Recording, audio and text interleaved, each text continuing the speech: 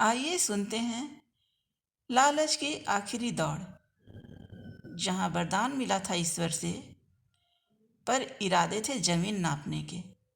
और शुरू हुई एक ऐसी दौड़ जिसमें मंजिल नहीं, बस चाहत की चुभन थी। ये कहानी है उस ब्राह्मण की जिसने हर चीज को पा लेने की ख्वाहिश में सब कुछ खो दिया। सुबह की कोमल रोशनी में एक ब्राह्मण अपने आश्रम के बाहर खड़ा था।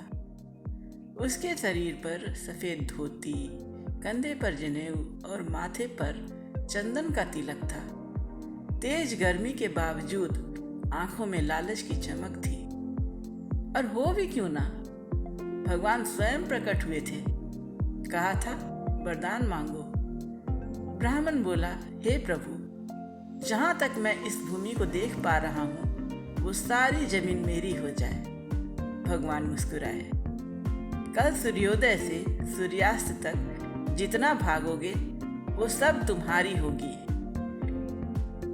लेकिन एक शर्त है, सांझ से पहले लौट आना, वरना सब व्यर्थ हो जाएगा। ब्राह्मण की आंखें चमक उठी। वो पूरी रात योजनाएं बनाता रहा। कौन सी दिशा में भागेगा, कितनी दूर तक जाएगा।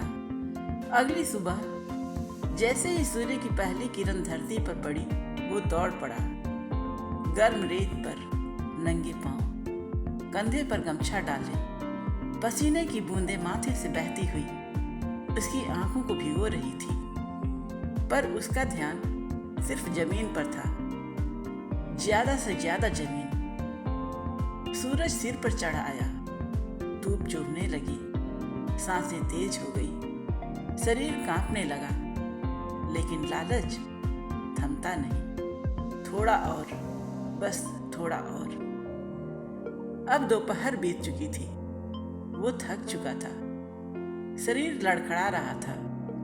उसे याद आया, अब लौटना है। वो मुड़ा, पर अब सूरज भी ढलने को था। वो दौड़ा, घुटनों में बल नहीं रहा, पांव छिल गए, पर आंखें सिर्फ सूरज को देख रही थी।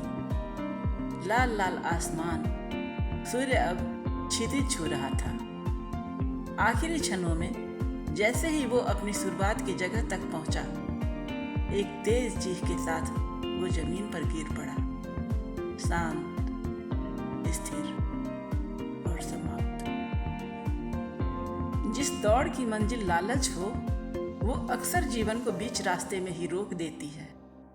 संपत्ति, प्रसिद्धि, सफलता, सब कुछ तब तक ही मायने रखता है जब तक जीवन है। लौट पाने लायक दूरी में जीना, यही असली बुद्धिमानी है। ये कहानी सिर्फ एक ब्राह्मण की नहीं, हम सब की है।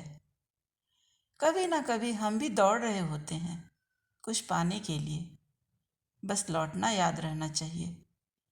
कैसी लगी आपको ये बात, जरूर बताइएगा। आप सुन रहे थे सुबह की कहानियाँ पर लालच की आखिरी दौड़। पसंद आए तो लाइक ज़रूर करें और दिल की बात कमेंट में कहें। धन्यवाद।